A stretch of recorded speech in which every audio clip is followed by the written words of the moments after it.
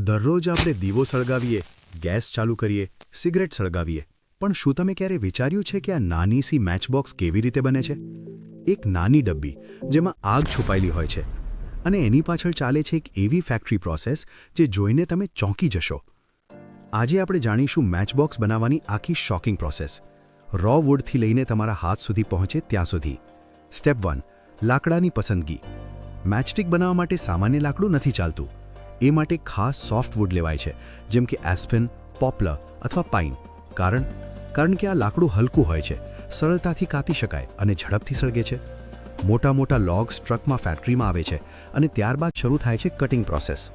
Step 2, લાકડું કાપીને પાતળી પટ્ટી બનાવવી. મોટા લોગ્સને મશીનમાં નાખવામાં આવે છે. મશીન તેને ખૂબ પાતળી શીટ્સમાં કાપે છે. પછી આ શીટ્સને હજારો નાના નાના સ્ટિક્સના આકારમાં કાપવામાં આવે છે. એક જ લાકડામાંથી હજારો મેચસ્ટિક તૈયાર થાય છે. Step 3, drawing process. હવે આ સ્ટિક્સને ભીંજાયેલા હાલતમાં રાખી શકાય નહીં, એટલે તેમને ઇન્ડસ્ટ્રીયલ ડ્રાયર્સમાં નાખવામાં આવે છે. ઉચ્ચ તાપમાને સ્ટિક્સ સૂકવાય છે. જો ભેજ રહી જાય તો માચિસ સળગશે નહીં. Step 4, chemical treatment. હવે આ સ્ટિક્સને કેમિકલ સોલ્યુશનમાં ડિપ કરવામાં આવે છે. આ સોલ્યુશનમાં સામાન્ય રીતે હોય છે એમોનિયમ ફોસ્ફેટ, પેરાફિન વેક્સ અને અન્ય પ્રોટેક્ટિવ કેમિકલ્સ. આ શા માટે? 1, સ્ટિક ઝડપથી સળગે. 2, સરસ રીતે બર્ન થાય. 3, આખી સ્ટિક બળી ન જાય. આ છે મેચસ્ટિકનો સિક્રેટ સાયન્સ. સ્ટેપ 5, મેચ હેડ બનાવવું. હવે સૌથી ડેન્જરસ પાર્ટ આવે છે. સ્ટિકના ટોચ ભાગે જે લાલ કે કાળો ભાગ હોય છે એ મેચ હેડ કહેવાય છે. તે બનાવવા માટે કેમિકલ્સ મિક્સ થાય છે. Potassium chlorate, sulphur, glue, glass powder, colouring chemicals. આ પેસ્ટ તૈયાર થાય છે અને હજારો સ્ટિક્સના ટોપ પર એક સાથે ડિપ થાય છે. હવે આ સ્ટિક્સ દેખાવમાં સાચી માચિસ બની ગઈ. સ્ટેપ 6, ડ્રાઇંગ અને સેફ્ટી ચેક.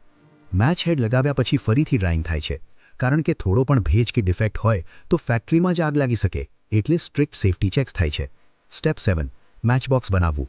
હવે ડબ્બી બનાવાય છે. કાર્ડબોર્ડ શીટ્સને મશીનથી ફોલ્ડ કરીને બોક્સ શેપ આપવામાં આવે છે. બહાર કવર, અંદર સ્લાઇડિંગ ટ્રે.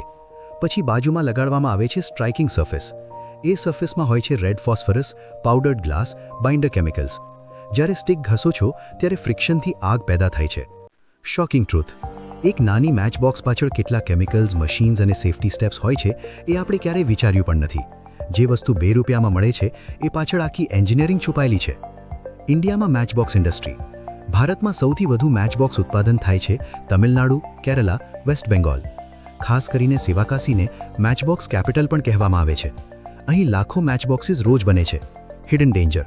જો ક્વોલિટી કંટ્રોલ ખરાબ હોય તો મેચસ્ટિક તૂટી જાય, સળગે નહીં, હાથમાં ફાટી શકે, આગ ફેલાવી શકે. એટલે સસ્તી મેચબોક્સ હંમેશા સેફ હોય એવું નથી. આઉટ્રો. આજ પછી જ્યારે પણ તમે માચિસ સળગાવો, યાદ રાખજો, આ નાની સ્ટિક પાછળ લાકડું, કેમિસ્ટ્રી, મશીન અને માણસોની મહેનત છુપાયેલી છે. જો આવી હિડન ફેક્ટરી સ્ટોરીઝ ગમે તો આગળ કઈ વસ્તુની પ્રોસેસ જાણવી છે એ જરૂર કહેજો.